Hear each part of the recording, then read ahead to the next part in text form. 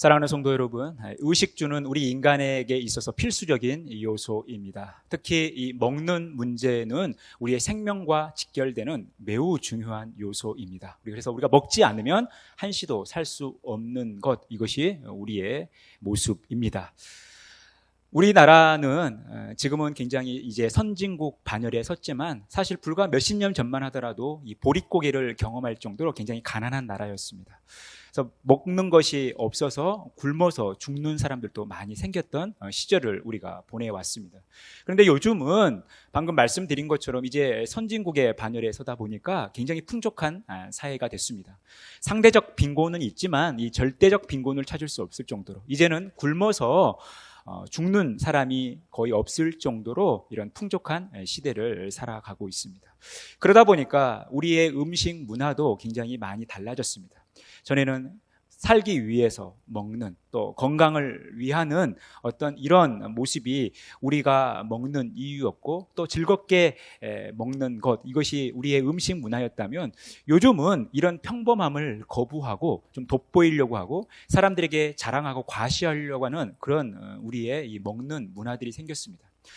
유튜브가 많이 활성화되어지면서 이 먹방이라는 이 유튜브 방송을 하는 사람들이 많이 생겨났어요. 이 먹방이라는 것은 이 먹는다라는 이 먹과 이 방송이라는 이 방이 섞인, 합쳐진 이 신조입니다. 그래서 이 먹는 방송이라는 것이죠.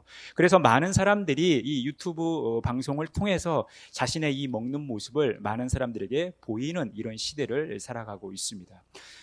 이런 모습들이죠. 사실 저 엄청난 양을 실제로 방송이 끝날 때 다 먹습니다. 대단하죠. 우리가 상상도 못할 일인데 사실 우리 주변에서 일어나고 있고 이것을 많은 사람들 앞에 과시하는 모습들이 있어요. 뭐 남자뿐입니까? 이런 여자분들도 이래요. 이렇게 드신단 말이에요. 방송이 끝날 때까지 저걸 다 먹습니다. 우리로서는 상상도 못할 일인데 이런 먹방이 유튜브를 통해서 생중계되어지는 이런 모습들이 있습니다. 그러다 보니까 일부 유튜버뿐만이 아니라 많은 일반인들도 이 먹방을 많이 하게 됩니다. 그래서 자신들의 이 식사량, 또 자신들이 먹는 음식을 굉장히 과시하려고 하는 모습들이 있습니다. 제 조카도 이제 초등학교 6학년인데 몸무게가 제 큰아들인 고2보다 더 몸무게가 더 나가요. 여러분들 상상에 맡기겠습니다. 이 아이도 먹방 유튜브를 하겠다고 이렇게 또 준비하기도 해요. 그리고 실제로 옥상에서 삼겹살 구워 먹는 장면을 이렇게 유튜브 방송으로 내보내기도 했습니다. 우리가 지금 이런 시대를 살아가고 있습니다. 이제 이 먹는 문화가 기존의 어떤 틀을 깨는, 많은 사람들 앞에 파격적으로 드러나는, 그것을 과시하는, 또 즐기는 이런 시대를 살아가고 있습니다. 그만큼 이 먹는 문제는 우리의 일상에서 굉장히 중요한 요소이고 또 하나의 문화가 되었다라는 것입니다. 여러분, 우리의 영적인 삶에도 이 먹는 것은 굉장히 중요해요.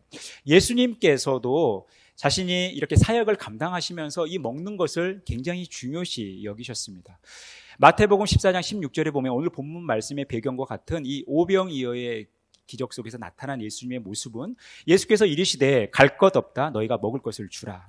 예수님께서 하나님 나라 복음을 가르치시고 또 병자를 고치시고 귀신을 쫓아내시는 그 과정 속에서 많은 사람들이 그 예수님의 말씀을 듣기 위해서 따라다녔습니다. 그런데 이제 배가 고플 때가 되지 않겠습니까? 많은 무리들이 예수님을 따르는 데 있어서 그들의 배가 고팠을 때 예수님은 저들에게 먹을 것을 주라라고 제자들에게 말씀하고 있다라는 것입니다. 또한 마가복음 5장 43절에 보면 예수께서 이 일을 아무도 알지 못하게 하고 그들을 많이 경계하시고 이에 소녀에게 먹을 것을 주라 하시니라. 회당장 야이로의 딸을 살리신 후에도 그 야이로의 딸에게 먹을 것을 주라고 하신 예수님의 모습을 보게 됩니다. 또한 예수님은 제자들에게 이렇게 나타나셨어요. 요한복음 21장 12절에서 13절에 보면 예수께서 이르시되 와서 조반을 먹으라 하시니 제자들이 주님이신 줄 아는 고로 당신이 누구냐 감히 묻는 자가 없더라. 예수께서 가셔서 떡을 가져다가 그들에게 주시고 생선도 그와 같이 하시니라.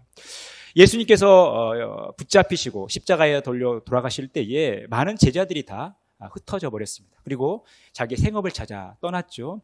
이 어부 출신인 이 제자들도 이제 그들이 실망하고 좌절하는 가운데 있을 때에 예수님께서 저들 가운데 찾아가셔서 친히 아침밥을 지어주시면서 함께 식사하시면서 그들을 위로하고 격려하고 있다는 것입니다. 그리고 그들에게 사명을 주시는 그 예수님의 모습을 보게 됩니다.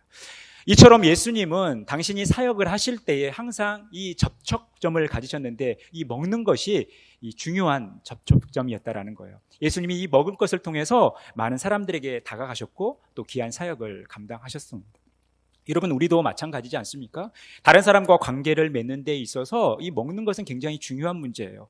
다른 사람과 사귀면서 또 교제를 나누면서 함께 식사를 하고 또 요즘은 커피 문화가 굉장히 활성화되어 있기 때문에 이렇게 커피 한잔 하면서 이 관계를 증진시켜 나간다라는 것입니다. 이처럼 먹는 것은 굉장히 우리의 삶 가운데 매우 중요한 것이에요. 예수님도 바로 이러한 이 먹는 것을 통해서 제자를 찾아가셨고 또 여러 사역들을 펼치셨다라는 것입니다. 그리고 그 예수님의 이 먹는 것을 통한 이 접촉점의 이 사역이 최절정에 이른 부분이 바로 마태복음 26장 26절에서 27절 말씀입니다. 그들이 먹을 때에 예수께서 떡을 가지사 축복하시고 떼어 제자들에게 주시며 이르시되 받아서 먹으라, 이것은 내 몸이니라 하시고 또 잔을 가지사 감사기도 하시고 그들에게 주시며 이르시되 너희가 다 이것을 마시라. 예수님은 이제 십자가에 달려 죽으시기 전에 성만찬식을 통해서 예수님의 몸과 이 피를 제자들에게 나누어 주시는 그 모습을 보여주고 있습니다. 우리는 이것을 예수님의 먹방이라고 하는 것입니다.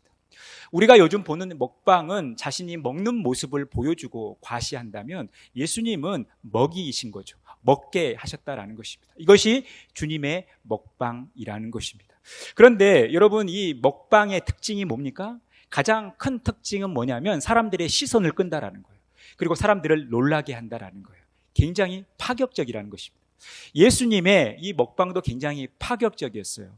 이 예수님의 이 먹방을 오늘 설명하고 있는 오늘 본문 말씀을 통해서 예수님은 이 오병이어의 기적이 사건이 있은 후에 이틀 후에 이제 그 오병이어의 기적의 의미가 무엇인지 또 예수님의 먹방의 의미가 무엇인지를 설명해 주시는, 즉 예수님의 먹방 해설편이라고 할 수 있는 거예요. 우리는 오늘 이 먹방 이 해설편을 함께 살펴보면서 우리가 회복하고 능력으로 갖추어야 할 37번째 이야기를 함께 나누는 것입니다. 방금 말씀드리는 것처럼 이 예수님의 먹방을 바라보는 사람들의 시선은 굉장히 우리가 요즘 먹방 방송을 보면서 느끼는 것과 동일한 모습이라는 거예요. 우리 52절 말씀 같이 한 목소리로 읽겠습니다. 그러므로 유대인들이 서로 다투어 이르되 이 사람이 어찌하여 능히 살을 우리에게 주어 먹게 하겠느냐.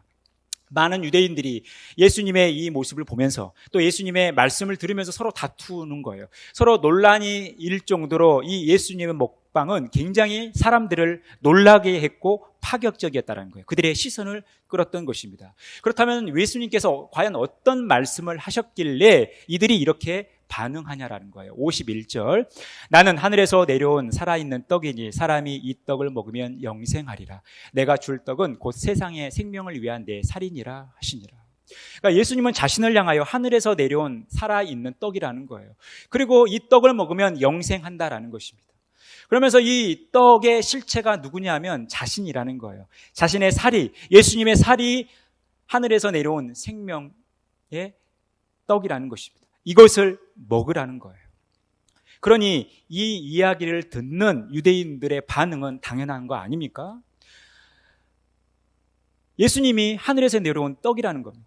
사실 이것까지는 어느 정도 이해할 수 있죠. 왜냐하면 그들이 조상 때 하늘에서 내려온 이 만나를 먹고 40년의 광야 생활을 버텼기 때문에 사실 이것은 이해할 수 있어요. 그런데 이 떡이 하늘에서부터 내려온다는 것은 이해할 수 있지만 이 떡 자체가 예수님이 된다는 사실, 그리고 예수님 그 살과 피를 먹고 마시게 함으로 살게 하시겠다고 한 이 예수님의 말씀은 저들에게 놀라움을 금치 못하는 그런 파격적인 말씀이었다라는 거예요. 그러니까 이 유대인들의 반응은 당연한 거 아닙니까? 이 시대를 살아가는 우리들은 지금까지 하나님의 말씀을 알고 믿어왔기 때문에 이 예수님의 말씀이 무슨 의미인지는 어느 정도 알기 때문에 사실 큰 반응이 없다 할지라도 우리가 2000년 전 지금 이 오늘 본문 말씀의 이 배경 속으로 들어가 본다면 이 예수님의 말씀을 듣고 이상하게 여기지 않을 분들이 누가 있겠습니까? 이것을 잘 받아들일 수 있는 분들이 누가 있겠어요? 여러분, 유대인들도 그들의 조상이 경험했던 그런 신비한 일들, 하늘에서 만나가 내리면서 그 만나를 먹고 40년 동안 광야 생활을 했다는 사실을 성경을 통해서 그들이 보았기 때문에 사실 생명의 떡이 하늘로부터 내려온다는 사실은 큰 거부감은 없었을 거예요. 그런데 저들이 식인종도 아니고 예수님의 살을 먹는다고 하니, 그것을 먹으라고 예수님이 말씀하시니 여러분, 그들은 종교적으로도 신앙적으로도 받아들이기 힘든 일이었다라는 것입니다. 그럴 때 예수님은 더 강력하게 말씀하시죠. 진실로 진실로 너희에게 이르노니 믿는 자는 영생을 가졌나니 내가 곧 생명의 떡이니라. 진실로 진실로 이렇게 말씀하고 있어요. 간곡하게 말씀하신다라는 것입니다. 49절에서 50절 말씀, 너희 조상들은 광야에서 만나를 먹었어도 죽었거니와 이는 하늘에서 내려온 떡이니 사람으로 하여금 먹고 죽지 아니하게 하는 것이니라. 여러분, 예수님의 말씀과 또 당시 이 예수님의 말씀을 듣는 유대인들과의 사이에서는 엄청난 갭이 있지 않습니까? 엄청난 간격이 있는 거예요. 예수님의 말씀은 쉽게 사람들이 받아들일 수 있는 말씀이 아니었다라는 거예요. 사람의 살을 먹는다? 또 예수님이 떡이다라는 이 말씀은요, 그들이 참 받아들이기 힘든 일이에요. 이 받아들이기 힘든 이 간극 속에서 예수님이 하나의 접촉점을 마련한 것이 바로 방금 말씀드린 것처럼 이 유대인들은 이 구약적 배경을 가지고 있었기 때문에 그들의 조상들이 광야 생활 가운데에 하나님께서 주신 만나를 먹고 살았던 것을 그들은 알고 있기 때문에 이 생명의 떡이 하늘로부터 내려오는 것은 이해할 수 있었던 거예요. 그래서 이것을 접촉점으로 삼아 예수님은 이제 너희들의 조상들이 먹었던 그 만나는 그 먹고 죽었다라는 거죠. 그들이 가나안 땅에 들어갔을 때는 이 만나가 끊겼다라는 거예요. 그리고 그 만나를 먹었어도 광야에서 죽은 사람들이 있었다라는 거예요. 그런데 지금 예수님이 말씀하신 이 생명의 떡, 자신을 먹고 자신의 피를 마시는 이런 사람들은 죽지 않겠다고 하니, 이것이 생명의 근원이라고 하니 그들은 받아들일 수 없는 일이었지만 예수님은 정면으로 그들을 설득하고 계시다라는 거예요. 53절 말씀, 예수께서 이르시되 진실로 진실로 너희에게 이르노니 인자의 살을 먹지 아니하고 인자의 피를 마시지 아니하면 너희 속에 생명이 없느니라. 예수님의 살과 피를 먹고 마시지 않으면 생명이 없다라는 것입니다. 54절에서 55절, 내 살을 먹고 내 피를 마시는 자는 영생을 가졌고 마지막 날에 내가 그를 다시 살리리니 내 살은 참된 양식이요 내 피는 참된 음료로다. 여러분, 믿음과 생명의 떡이 연결되지 않습니까? 그 생명의 떡이 예수 그리스도와 연결되고 있는 거예요. 그래서 믿는다라는 것은 예수 그리스도를 받아들인다, 예수 그리스도를 먹는다라는 거예요. 그래서 예수 그리스도가 참된 양식이고 참된 음료라는 것입니다. 예수 그리스도의 살이 참된 양식이고 예수 그리스도의 피가 참된 음료다라고 지금 예수님은 간곡히 이렇게 말씀하고 있다라는 거예요. 아무리 예수님께서 간곡하게 말씀하셨다 할지라도, 진실로 진실로 이렇게 반복해서 강조하고 있다 할지라도 사실 이 예수님의 말씀은 저들이 받아들이기에는 너무나 힘든 말씀, 받아들이기엔 너무나 벅찬 파격적인 말씀이었다라는 거예요. 어떻게 사람이 하늘에서 뚝 떨어져서 생명의 떡으로 올 수 있냐라는 거예요.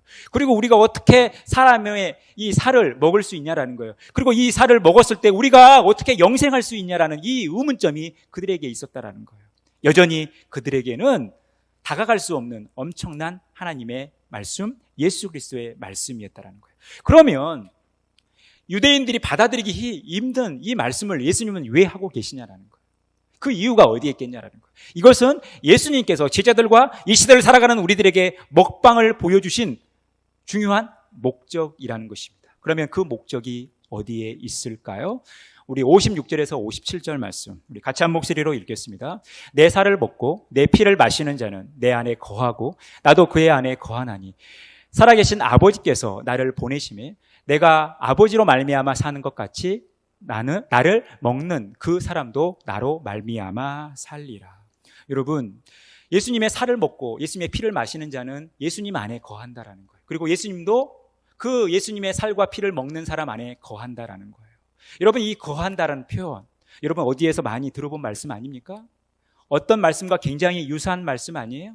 바로 요한복음 15장 10절 말씀이에요. 우리 같이 한 목소리 읽겠습니다. 내가 아버지의 계명을 지켜 그의 사랑 안에 거하는 것 같이 너희도 내 계명을 지키면 내 사랑 안에 거하리라. 예수 그리스도께서 하나님의 계명을 지켜 하나님의 사랑 안에 거하는 것처럼 예수님의 제자들도 예수님의 계명을 지키면 예수님의 사랑 안에 거한다라는 거예요. 그리고 예수님이 그들 안에 거한다라는 것입니다. 바꿔 말하면 예수님의 살과 피를 먹고 마시는 행위는 어떤 행위라는 거예요? 예수님의 계명을 지키는 행위라는 것입니다.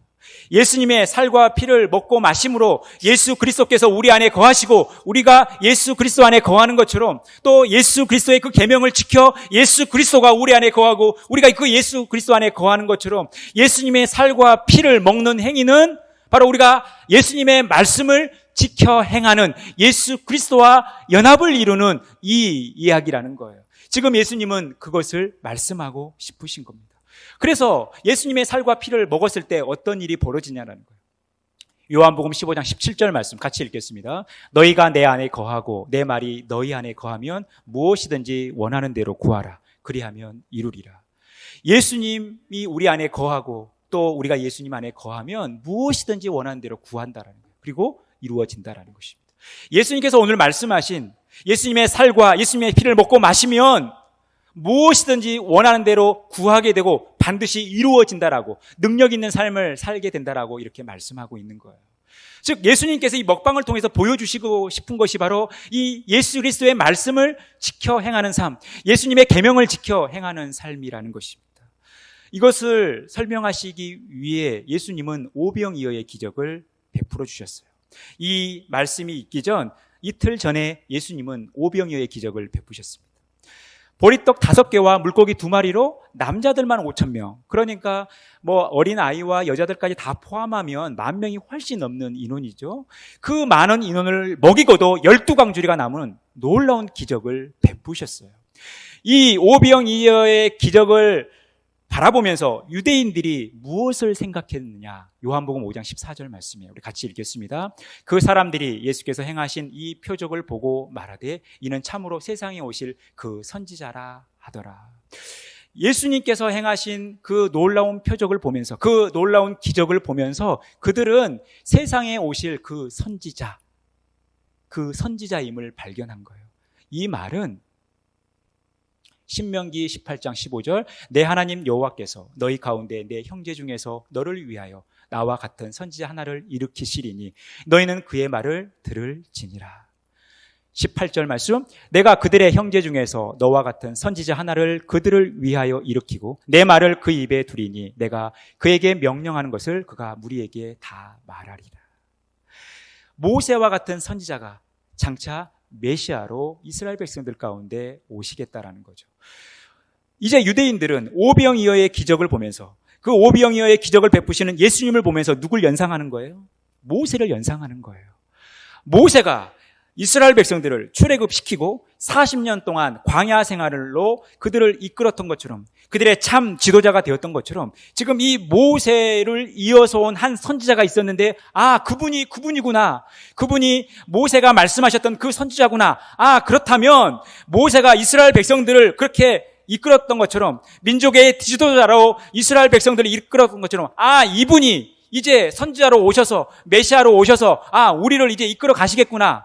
그 옛날 출애굽을 시키고 가나안 땅으로 이스라엘 백성들을 이끌었던 것처럼 이 선지자가 이 예수라는 선지자가 우리를 로마의 속박에서 구원해내서 우리를 참 평화의 나라, 참 안정한 나라, 참 하나님의 나라로 우리를 이끌어 가시겠구나라는 생각을 가졌던 거예요. 그래서 그들은 이 예수 그리스도의 모습 속에서 모세를 연상하면서 그들을 정치적 메시아로 예수 그리스도를 정치적 메시아로 삼으며 왕 삼고자 했던 거예요.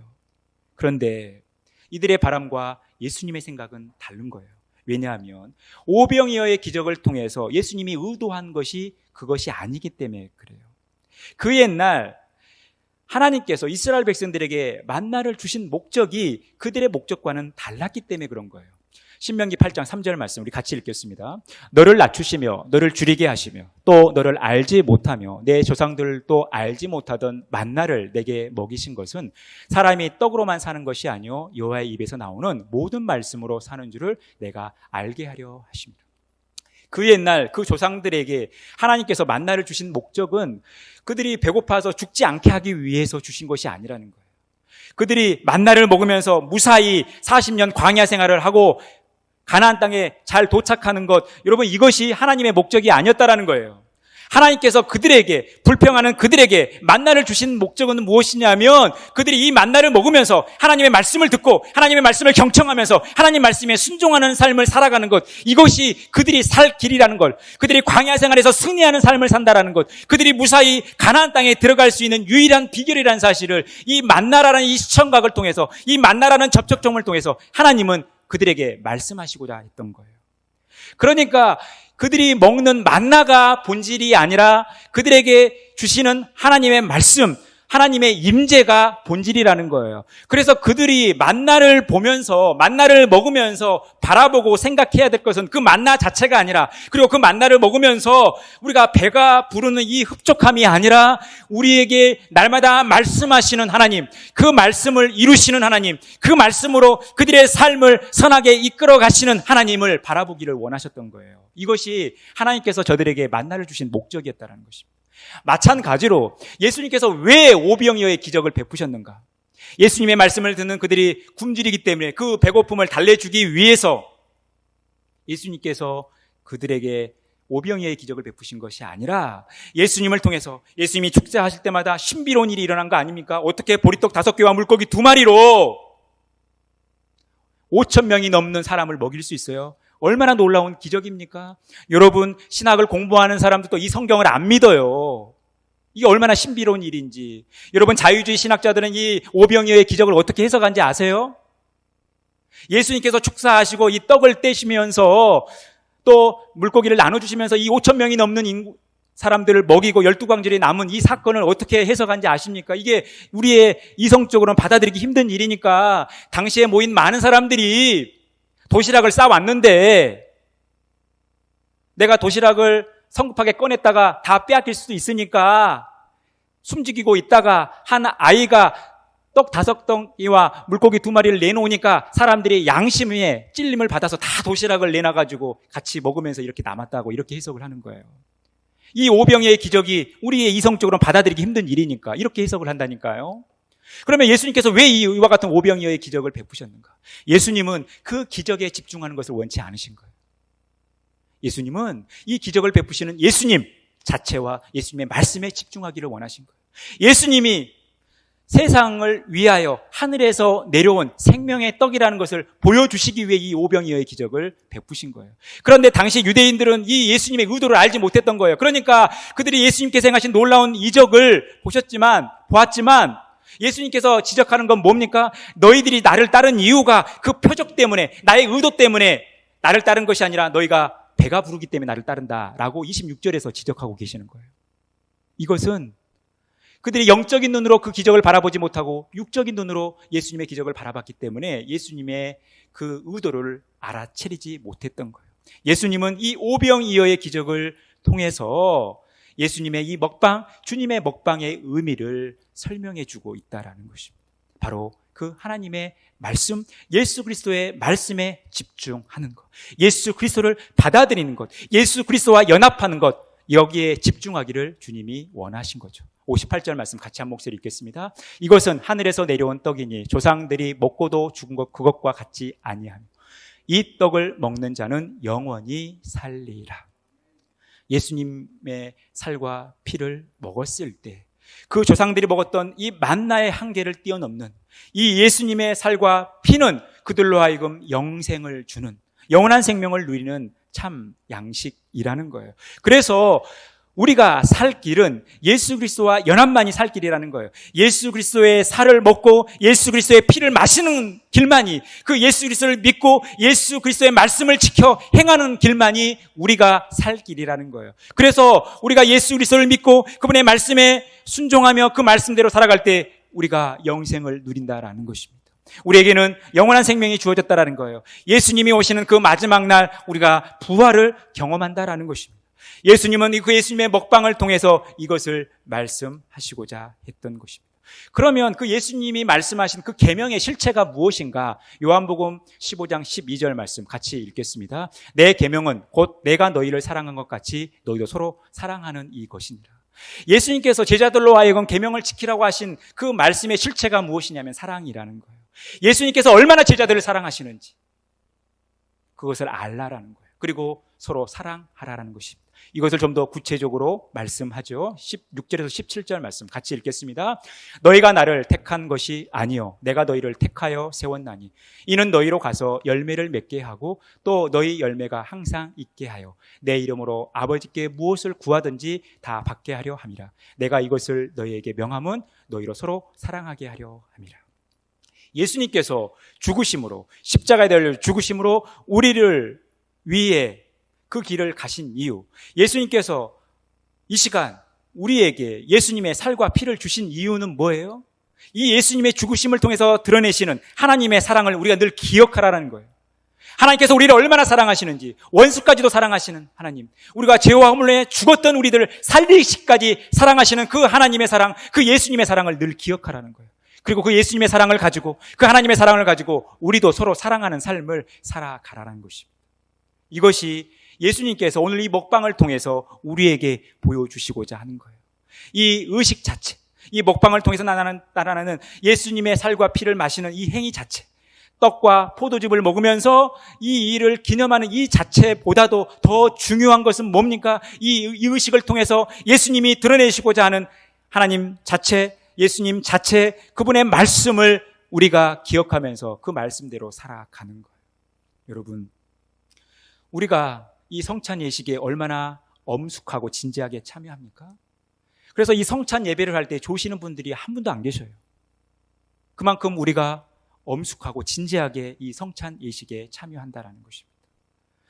캐톨릭에서 말하는 이 화채설을 이야기하는데, 이 성찬 예식을 얘기할 때 그 순간 실제적인 예수님의 살과 피로 바뀐다라는 이 화채설의 영향을 받아가지고 굉장히 이 시간이 우리에게는 특별한 시간으로 여기는 경향이 있어요.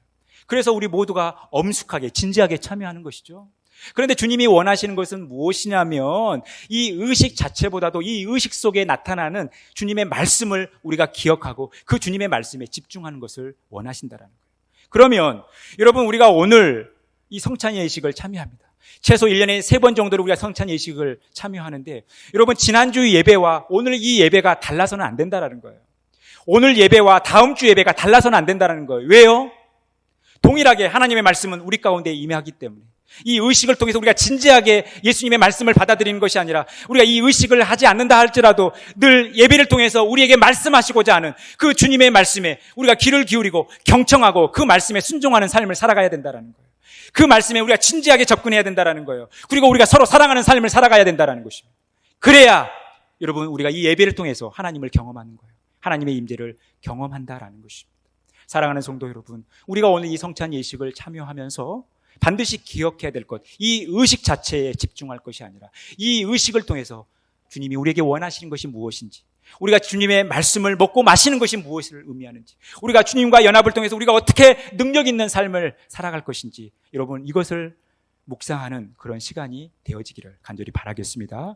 고린도전서 11장 26절 말씀을 함께 읽고 말씀을 마무리하겠습니다. 너희가 이 떡을 먹으며 이 잔을 마실 때마다 주의 죽으심을 그가 오실 때까지 전하는 것이니라. 여러분, 성찬 예식보다 더 중요한 것은 이 성찬 예식 이후의 우리의 삶이라는 거예요. 우리가 이 떡을 먹으며 이 잔을 마실 때마다 어떻게 하라는 겁니까? 주의 죽으심, 주의 사랑을, 주의 은혜를, 주의 십자가를, 주의 말씀을 그가 오실 때까지 전하는 것이라는 거예요. 우리가 이 성찬 의식이 하나의 접촉점이 돼서 늘 하나님의 말씀을 진지하고 엄숙하게 받아들이고, 그래서 그 하나님의 말씀을 소중히 여기고 우리가 그 말씀을 지켜 행하고 서로 사랑하는 삶을 통해서 예수 그리스도가 다시 오실 때까지 이 성찬 의식의 이 마음가짐을 가지고 우리의 매 삶의 순간에 들어가시라는 거예요. 사랑하는 성도 여러분, 우리가 주의 말씀에 집중하셨으면 좋겠습니다. 어떤 의식보다도 주님 자체, 그리고 주님 말씀에 집중하셨으면 좋겠습니다. 우리가 이것을 회복하셔야 돼요. 이 주님의 먹방을 통해서 우리에게 보여주시고자 하는, 이 주님의 먹방을 통해서 우리에게 말씀하시고자 하는 이 하나님의 의도, 하나님의 목적을 깨닫고 이 주님의 먹방 속에서 예수님의 참 생명을 경험하는 그런 복된 삶 살아가시기를 간절히 축원하겠습니다.